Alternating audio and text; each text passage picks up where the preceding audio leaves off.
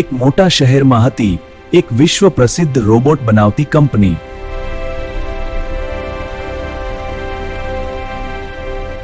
હજારો કામદારો દિવસ રાત મહેનત કરીને અદ્યતન મશીનો બનાવતા હતા.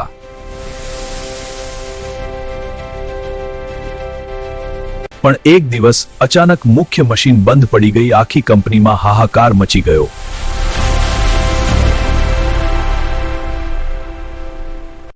ઝડપથી ચેક કરો, કંઈ ખોટું છે. પ્રેશર ગેજ વધી રહ્યો છે. ઓવરરાઈડ ટ્રાય કરો. દેશ વિદેશના નિષ્ણાતોને બોલાવવામાં આવ્યા, પરંતુ કોઈ ઉકેલ ન મળ્યો. કંપની બહાર એક ગરીબ બૂટ પોલિશ કરતો નાનો છોકરો બેઠેલો.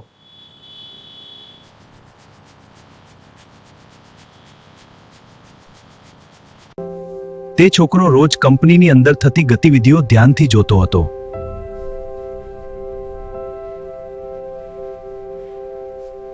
વિદેશથી આવેલા મોટા ઇજનેરો પણ મશીન ચાલુ કરી શક્યા નહીં.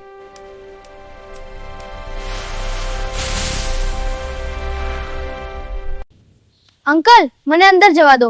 ના, પરમિશન વગર કોઈને અંદર જવા દેવાતું નથી. કોણ કેસા ઉકેલ રે? છોકરાને લાગ્યું કે ઉકેલ ખબર છે, પણ તેને અંદર જવા દેવામાં આવ્યો નહીં. એ સમયે કંપનીના માલિકની નજર તે છોકરા પર પડી.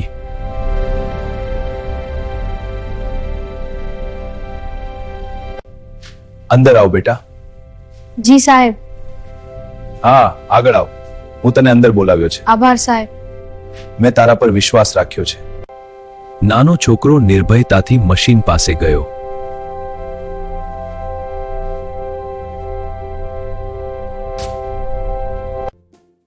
તેને એક નાની ખામી શોધી અને તરત જ સુધારી નાખી.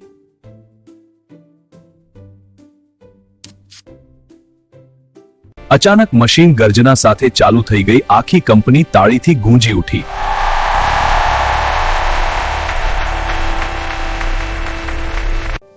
કોંગ્રેચ્યુલેશન્સ બેટા, the job is yours. Thank you so much sir. તમે ખૂબ સરસ છે કે તમે કંપનીમાં બેસ્ટ બનાશો. હું શું કરું સર? મંડેથી જોઈન કરો. સમય બદલાયો. મહેનત અને બુદ્ધિથી એ જ બૂટ પોલિશ કરતો છોકરો આજે કરોડપતિ બની ગયો.